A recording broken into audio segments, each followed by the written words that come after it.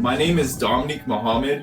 I'm 29 years old. I'm from Portland, Oregon. And this past year, I've faced and defeated one of the toughest battles that I've ever faced in my life. When I was 20 years old, I was diagnosed with Hodgkin's lymphoma stage 4. I'm gonna bring on fellow cancer survivors to show you guys not only that you can beat any cancer, but that you can beat your zombie, whatever that is in life.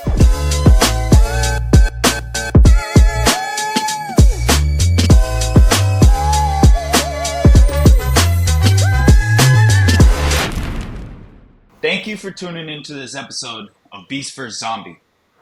Before we get started, make sure to go follow the podcast on all social media platforms, and make sure specifically you go on YouTube and Spotify so that you can stay up to date on new episodes released every other week and see the full videos of what we have going on here today. Today I have my friend Alejandro. Thank you for coming on and sharing your story with us today. I really appreciate it so much. Alejandro has an amazing story overcoming leukemia in his life. So let's get right into it. We're gonna start today from the end in mind.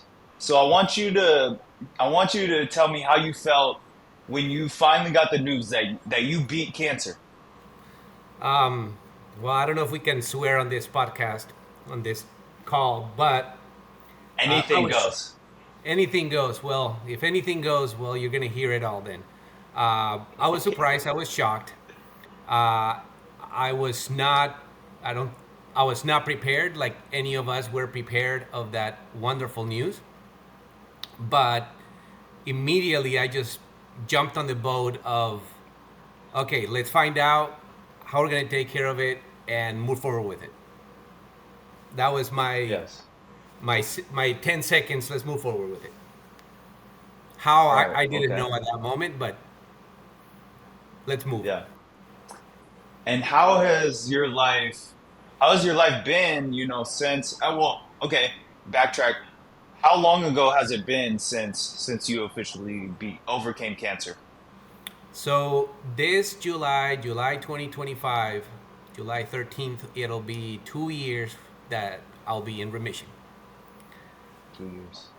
So Okay, cool. it's two And years so so far. cool. So how has this past 2 years been? What has that been like? What have you been going through? It's been a different type of roller coaster.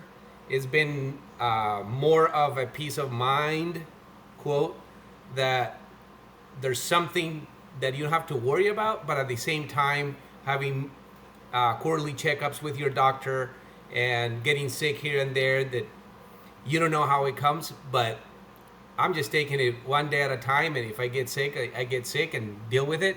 And if I get a quarterly follow-up or checkup with my doctor, let's just go in, poke me, and see what happens. Okay, cool. And what kind of things have you been maybe struggling with now that you've had cancer and you're recovering? What kind of things are different now? Things are different in which way? I tried to continue doing what I was doing before I got diagnosed, and I continue doing the same thing that I did before during diagnosis and treatment. And now I just pretty much did the same. And the way that I look at it is, I think that recipe worked for me, so I continue with that same recipe now, with the little chip and the bug in the back of my head, kind of bugging me every 3 months. Oh shit, what's gonna happen? So what is that recipe? Tell us. What is that recipe? Well, before I got diagnosed, I'm a dad. I'm a husband, and I'm an engineer. I work in the environmental remediation industry. And as soon as I'm done with my work responsibilities, I always worked out. And my workout is pretty much indoor riding, indoor running, such that I can be prepared to disappear for a couple of days on the weekend or during the week and head on up the mountains and disappear, do some gravel, do some bike packing, and enjoy nature. And that's kind of my therapist, before, during, and now. That's cool.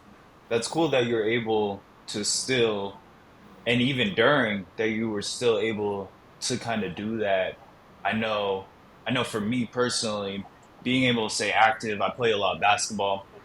Being able to stay active definitely helped me through the whole process, but also helped me feel normal. You know, helped me because, like you said, it's the same recipe, same routine that you're going through. It helped me feel like I'm still me. You know, Yep. I'm not like this person with cancer, Yep. right? And so And I love to hear that. I think that's part of the recipe, and I think that we all need to, even though they put us on this club, the C club, you know, we have to make ourselves, we have to make ourselves be, continue being normal, and tell everybody around us that we continue being normal. Yes, we're part of this club, but let's just ride the club wave. Yes.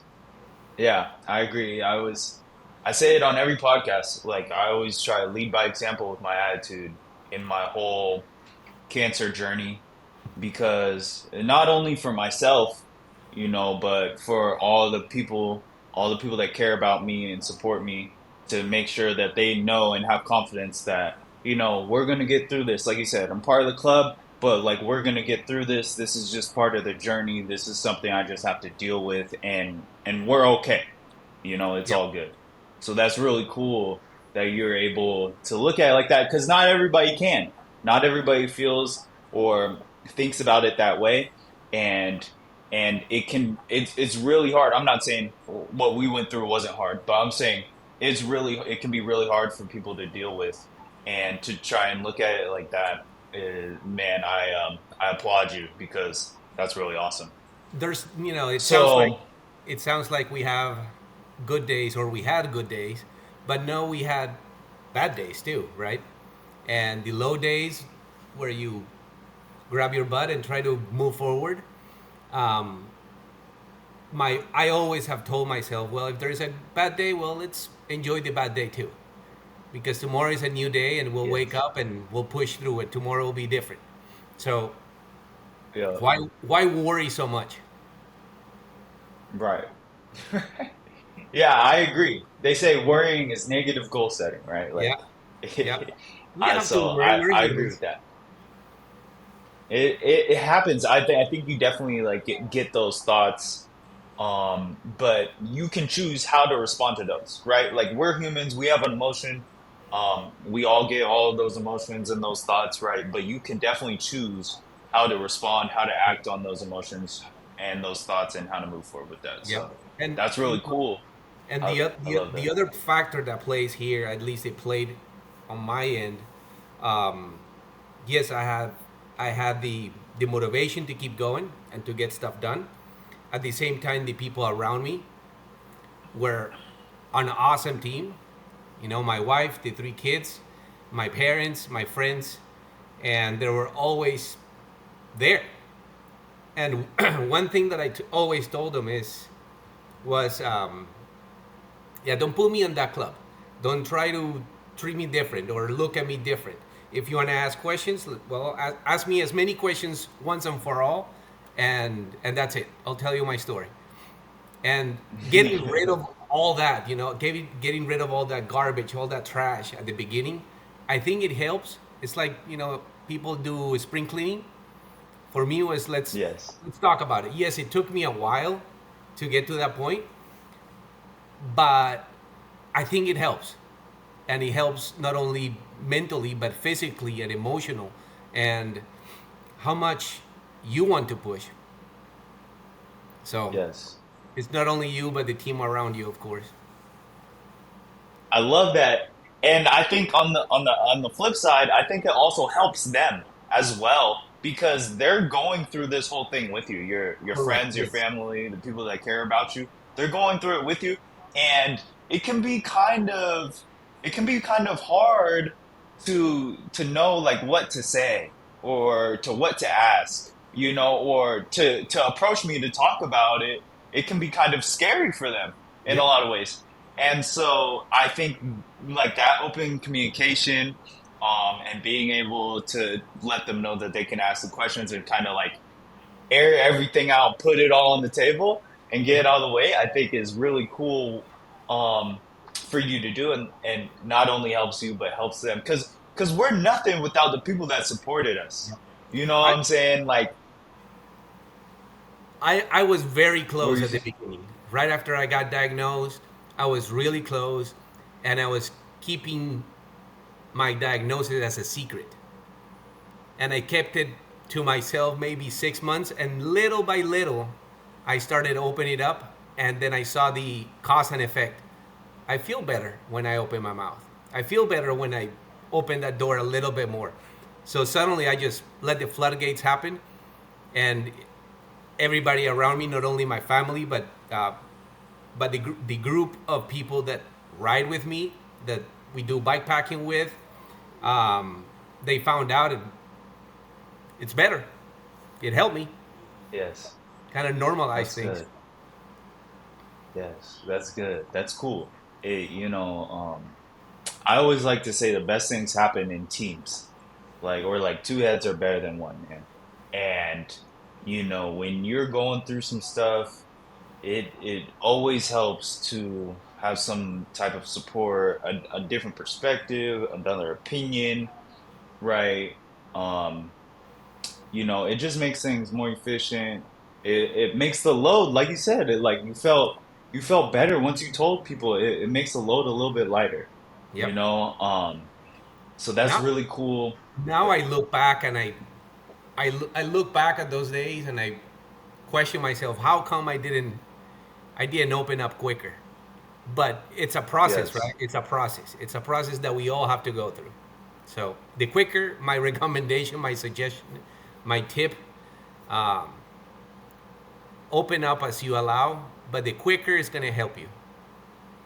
Yeah. So you're a very healthy, very active guy, man. How did you feel when you got the news? Like the doctor told you and diagnosed you, said you have leukemia. when when I found out, when the final confirmation of what I had, my wife came with me, and we were on our way to a camping trip with a group of friends, and we left the doctor's office, and we were just driving. In one ear was okay, we just got diagnosed with this.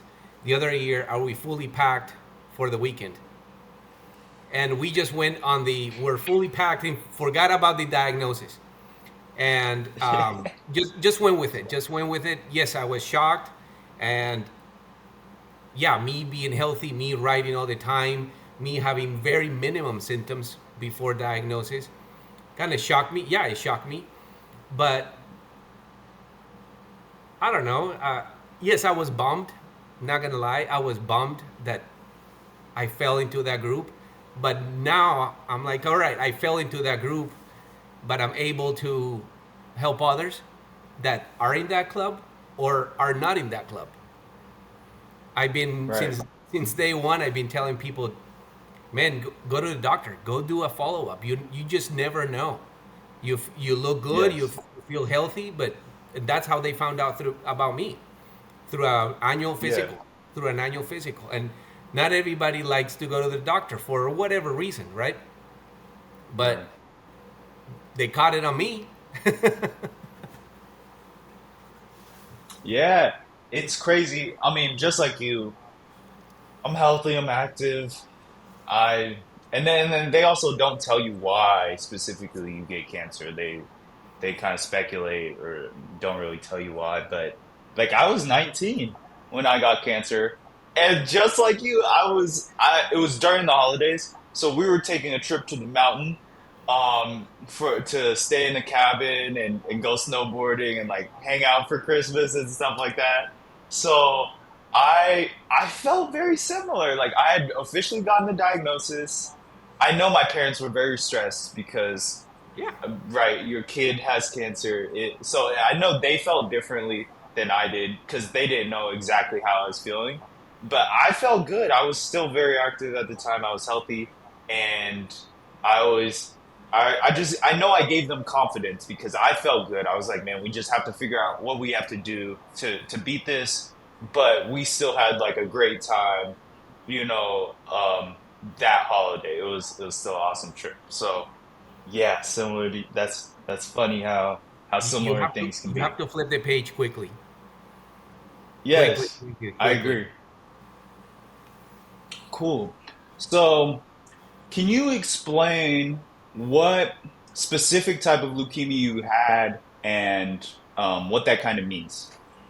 All right, so my leukemia was diagnosed back in 2020 during the COVID years, and they diagnosed me with chronic lymphocytic leukemia, CLL. At the same time, there is a slash, which is SLL. So it's right there. And at the same time, a slash polycythemia vera. So the chronic leukemia, the chronic lymphocytic leukemia, its white cells too high. The SLL is very similar, and the poly is my red cells are too high too. It's like I Okay. live in elevation, but they're not high. Yes. High. They were never, and to this day they're not as high as the white cells. So my doctor was always watching the white cells, the platelets, and the I'm forgetting a word.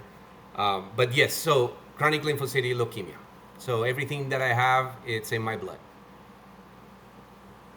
Yeah. Okay. Man, so what kind of treatments what kind of treatment plan did your doctor put you on and did you have to go through in order to get to where you are today? All right, so I got diagnosed. And he said, you get diagnosed and you get sick of a cold, and the first thing that the doctor's going to tell you, go take some Tylenol and enjoy, and it'll go away every 4 hours. Da, da, da. So you walk away with a plan, right? As soon as I got diagnosed before the camping trip, we asked him, well, what's the plan? He said, nope, we're going to do what is called the best treatment right now. Watch and wait. Like, watch and wait. So he put me on watch and wait for a year. For a year until the mess happened. So I was on watch and wait for 1 year. Then I had a during that 1 year I kept doing my workouts, my bikepacking trips, my camping, my everything with the family, and no symptoms. No symptoms, no fatigue, no tiredness, no nothing. The only thing that really stood out were that my lymph nodes were swollen, and I could feel them a little bit more. So, so for 1 year I was on watch and wait. One day I had a crash on my bike. My Not only my oncologist knew this story, but my personal doctor knew this story. So I had an accident on my bike. I crashed on the bike. I went to the doctor after a week because it was I hit my shoulder. So I always thought that I hit my shoulder. It was muscle related. My doctor saw me and he said, I would like to do a CT scan for you. I got my CT scan. And then the next day she called me and she said, does your doctor know what you look like on the inside? I'm like, yep. He's been seeing me in different type of colors for a year, so he knows what I look like. So she suggested that all that report from that CT scan that he should see it. A week later, he sees it. He calls me. Let's make an appointment. And he looked at me and he said, all right, we're done with watch and wait and it's time to start. And I go, all right, start what? And he said, well, it depends. It's up to you. Do you want to do a lifetime treatment or do you want to do a 1 year treatment? And I told him right off the bat, let's do a 1 year treatment. What does the 1 year treatment entail? And he said, it's going to be a 6 month infusions. And during those 6 months, you're going to overlap with some pills. And then you're going to continue with those pills for a year. So that's the 1 year. So the infusions, they were gazaivas, and the pills were the venetoclax. So at that moment, that was like the gold platter treatment. Very few people that I knew went through that treatment. They were still on before that option. Um, so what else? So that was around around March, May, around March, May, June, something like that. Sorry, I have to count in Spanish. Yes, it's over. So around June, around May, yes, that's when the accident happened.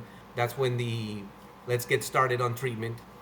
Got everything figured out by bumping against the walls and calling and receiving phone calls from health providers. And fortunately, the company that I work for, I had no idea that had some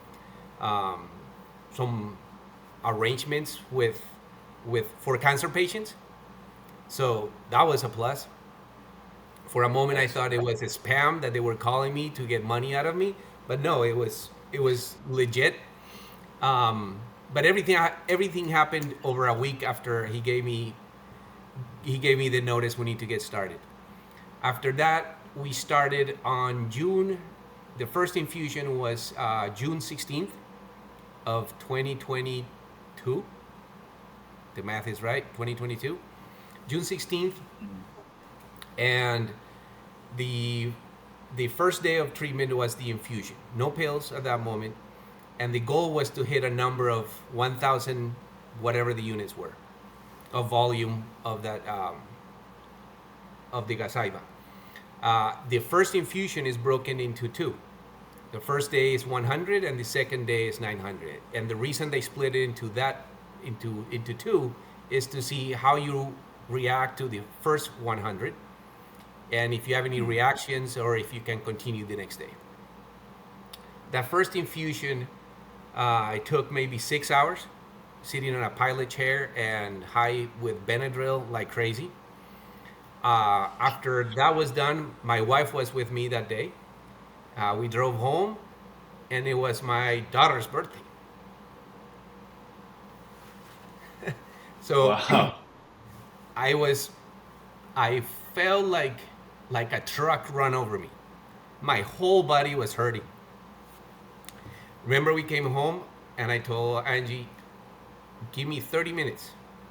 Let me take a nap, let me rest, and then we'll go buy Sophie a present. So we did that.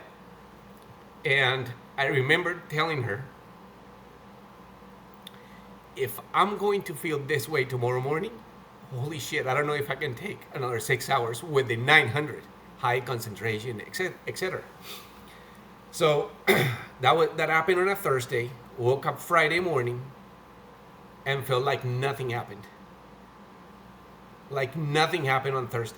So of course I felt motivated. Let's keep going. Let's see what the 900 do, because in a week I have to do 1,000. So we'll see. Let's see what happens on Friday. And I remember sitting down, and they started at 900, and every hour they will just bump the inflow a little bit more, a little bit more, a little bit more. It did not take as long as the Thursday infusion, maybe 5 hours or so.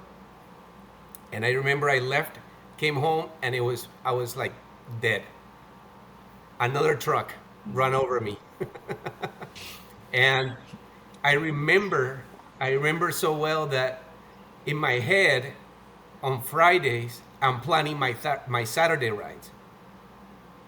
So I was feeling like the truck run over me, but I was also thinking, where am I going to ride tomorrow morning? Or if I can do it, if I'm going to feel fine by doing it. And I remember so clearly that in the middle of all that pain, I fell asleep, but I planned a route in my head. If I feel good tomorrow morning, I'm going to get up and go ride. And following the doctor's suggestion, if you feel good, go do it. And fortunately, Saturday morning, I woke up and I packed the bike and I went riding. So that was the first infusion. A week after, I planned everything on Thursdays such that if I felt bad on Fridays, I could take a long weekend and be good for Monday morning to come back to work. So Came back next Thursday, and it was the full 1,000, and it lasted 4 hours, like close to 5 hours. And I remember that day I drove myself to the clinic, and woke up after a 2 hour nap of Benadryl. And as soon as I finished, I got inside the car and drove home. And all I wanted was to curl in bed and rest. So for the first 6 months, that's what I did every Thursday.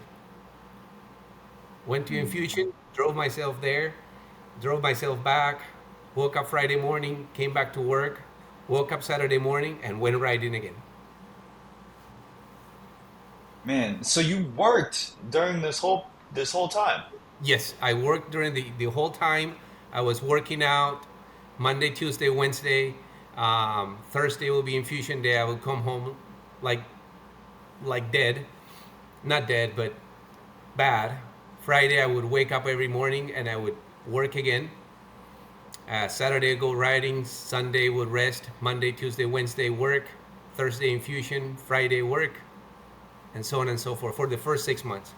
And after the first month, after the first month, so after the first month, I felt like I conquered the infusions. I know what it feels like. I know that I'm going to feel okay by Friday, and I'm going to feel fine by Saturday, and so on. So by day 28, first month, that's when you start your pills. And if you look at the venetoclax side effects, it's long, and I think we all know how long those side effects are. And I looked at those side effects on a daily basis, and I always wonder which one of those are going to hit me. Am I going to lose hair? Am I going to vomit? Am I going to have diarrhea? Am I going to feel like shit? I don't know. So day 28, the pills arrived, got the kit, and I still have it. They sent me a kit. The kit was for every month. And the kit had chapstick. It had pills to control your diarrhea. It had a water bottle, and it had a hand lotion. And I remember opening those pills, and they have it's a schedule. So on day 28, you start taking your pills, and you start with 25 milligrams, a little tiny pill. The objective is to grow from 25 milligrams to 400 milligrams. So every month, they'll turn the volume up. Not every month. Every week, you would turn the volume up. So by the second month, you're supposed to be at 400. And the infusions are happening on Thursdays. So I remember the first time I took the venetoclax, the 25 milligrams, and one of the things that I read somewhere was don't eat oranges, this type of oranges, this type of mandarins, or this type of there is anyway, another citrus. Mm-hmm. I took my pill. I was working, and I went to my backyard, and I have oranges, I have lemons, and I have mandarins. And the oranges that I have are the oranges that I'm not supposed to take with the venetoclax. But I felt like eating an orange, And I took the pill every morning. I took my pills between 5:45 a.m. and 6 a.m.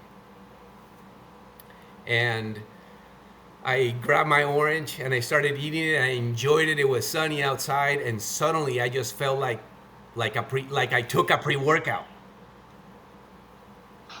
My arms were tingling, my toes were tingling, and I just wanted it's like a pre-workout. If nobody has taken a pre-workout, take it, and that's what I felt.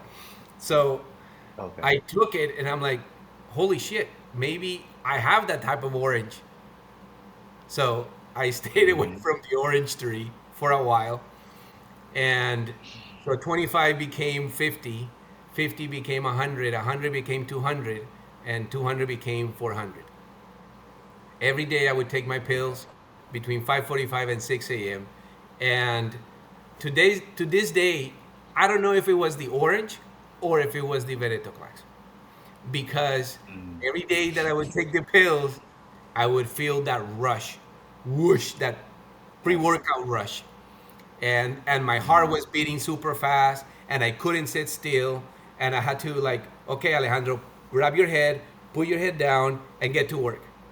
I had to force myself to Yes. get stuff done because I was so anxious, Yes. so not energetic, just felt the rush. All right, Yeah. and and with time, I created a log.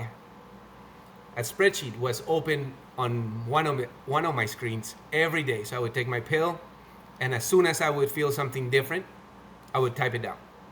So the symptoms that I felt were the rush. I would feel joint pain, especially in my hands. So I always told my kids and my wife that if you always saw me do this, was because the pills were kicking in. So Yes. Okay. if you look at my notes, you'll see joint pain and anxiety or excitement or rush. And once I got to 400, of course, every time I was ramping from 25 to 50, 50 to 100, and so on, I was always nervous. What's new? What's the new thing that I'm going to feel? But I was excited every morning to take my pills. I was excited. I was motivated. I was looking forward to take my pills. Why? Because I trusted that treatment. I trusted my doctor. And after all the reading that I did on that type of treatment, I just felt that I was on the right path. So Yes. so after I got to 400, I was able to clock in when I took my pills and when how long the symptoms will last. And Hmm. shit like clockwork. Pills will kick in at will go in at 5:45. The side effects will kick in around 6:15, 6:30, and around 11 a.m. Boom, they were gone. They were gone. Yeah.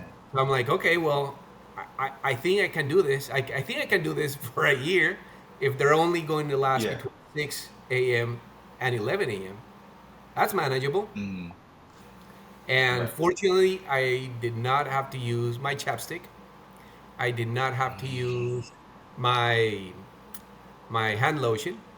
I did not have to use the pills for diarrhea.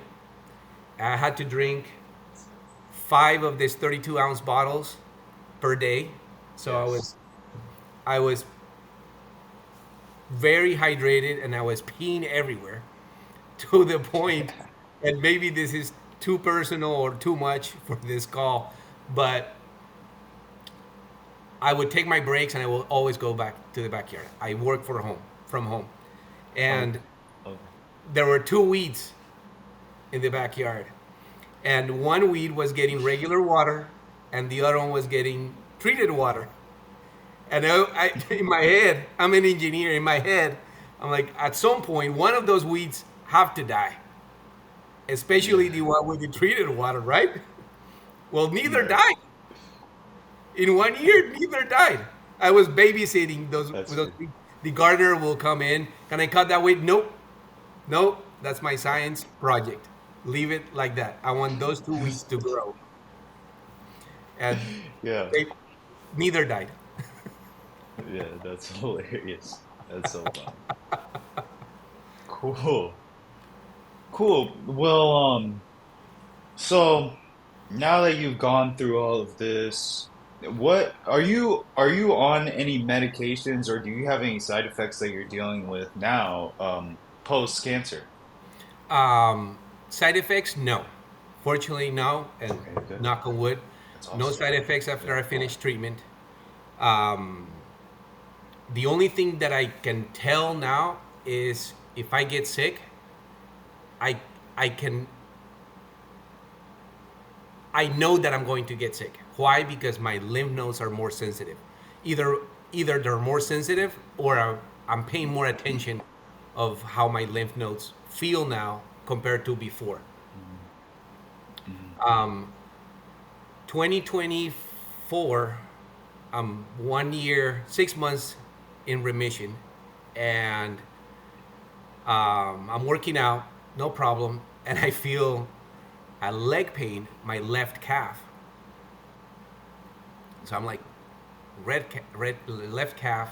What's wrong with my left calf? I thought I worked out too much. I thought I was riding too much with my leg. I'm right-handed, so I'm right-legged, and I always try to work my left hand more when I'm working out, or my left leg a little bit more. So I thought that I pulled a muscle. So I was enjoying that pain. Lasted maybe 3 days, 4 days, and then a buddy of mine told me, you should go get that checked.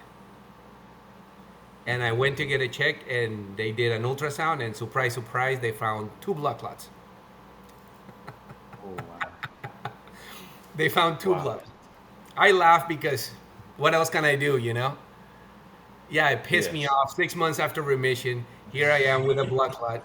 And the doctor at that moment told me, you cannot work out. We need you calm. We need you for the next 2 weeks. We need you sitting down and watching movies and enjoying as much TV as you can. So I felt grounded.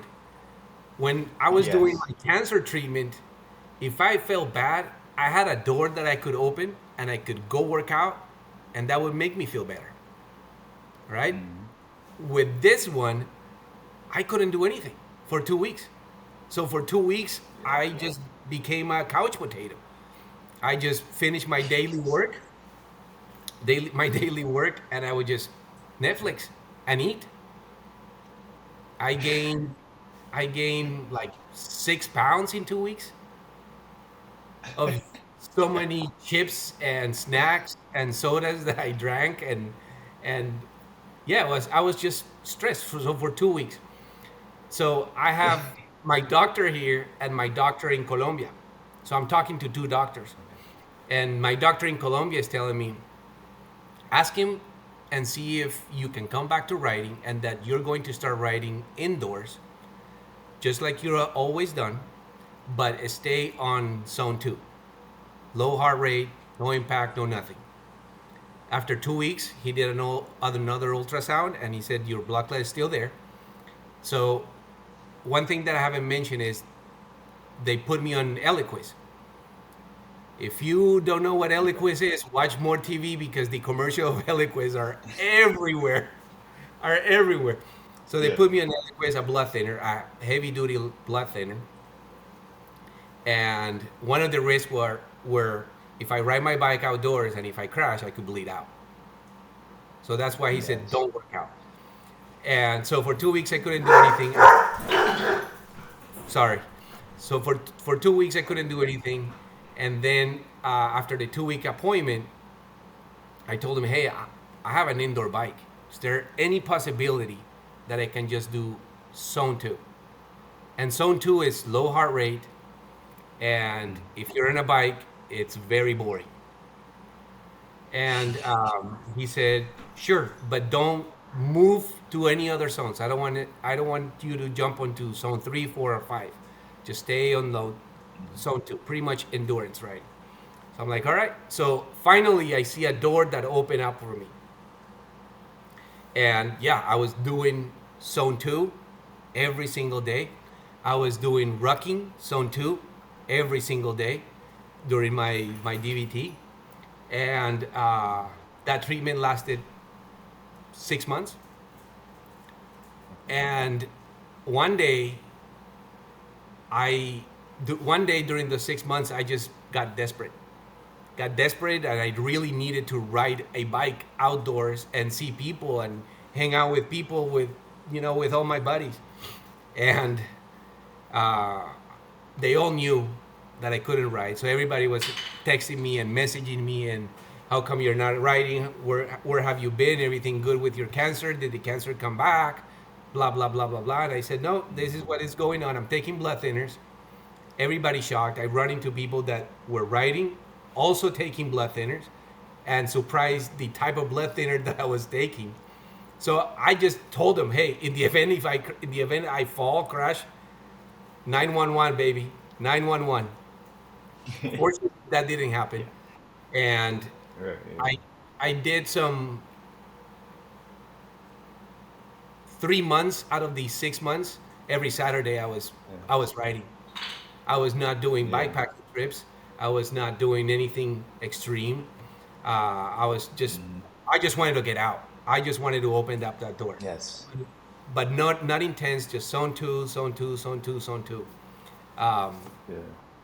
but yeah, so there you go. So cancer, DVT, and going back to your question, any side effects? No, I don't have any side effects. I don't have any Yeah. pills to take at this moment. I had my That's good. quarterly checkup last Thursday, and Nice. everything was fine. And all they said was, keep doing what you're doing. Keep doing what you're doing. I love that's what you love to hear. Yeah. So, last question for you before we wrap things up here. Now that you have gone through all of this, you beat cancer, you had some hard times where you couldn't ride your bike. What would you tell somebody, or what advice would you give somebody that's going through a very difficult challenge in their life, big or small? What kind of advice would you give them to help them get through what they're going through? Oh wow. Um, that's a easy question to ask, hard question to answer. Um,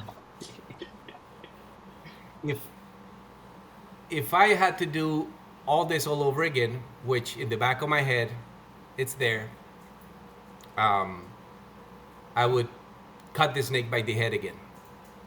I wouldn't change anything different, but I will tackle it immediately, as soon as possible.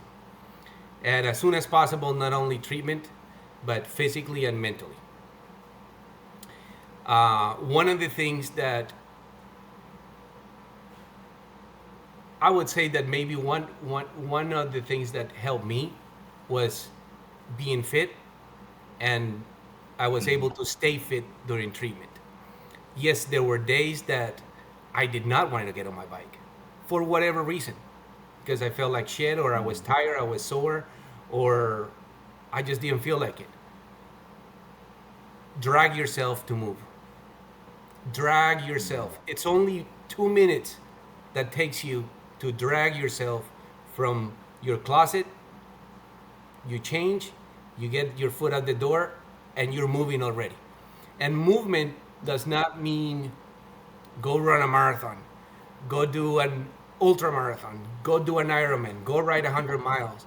Just move, because the rush of natural chemicals that we produce by just moving 5 minutes, it not only help us physically, but it help us mentally to do it again. So I don't know if that answered your question. I totally agree with that. And I do a live every Friday on my Instagram, and one of the most recent topics I talked about was just simply going out and taking a walk, going on a walk, That's it. not running, not sprinting, but just going outside and going. And so similar to what you're saying, just moving. And I really actually relate to what you were saying about taking the head of the snake, just going straight forward. I believe I always say this: the cure to fear is action, and the longer you wait, I read this book. It's called Eat That Frog. The longer you wait, so the book it talks about if you were to eat a frog, how would you do it, and what's the best way to do it? And they say eat it as fast as possible so that it's done. And if you wait, right, you think about it, you're dreading it, you're looking at it, and you build up more fear and more anxiety, and then you might not ever even do it, And never push right? through. Yep. Exactly. Exactly. So I agree with all that. I really appreciate you sharing that. I really appreciate you coming on and sharing your story and all this information with us today, Alejandro. Of This course. was this was amazing. This was really cool. Awesome. Um, I enjoyed so it. Thank you. of course, of course. So that's all we have today. on this episode of BeastvsZombie. Thank you for joining today's episode. I hope that this inspires and motivates all of you guys that you can overcome any kind of challenge in your life, big and small, whether that's our health, finances, work, relationships, whatever that is. I hope that this helps you show up for yourself and help you believe in yourself that you can overcome your challenges. Make sure to go follow the podcast on all social media platforms. Follow on Spotify and YouTube so that you can see these full videos, as well as stay up to date on new episodes that come out every other week. So have a good night, you guys. Be a beast. Thank you.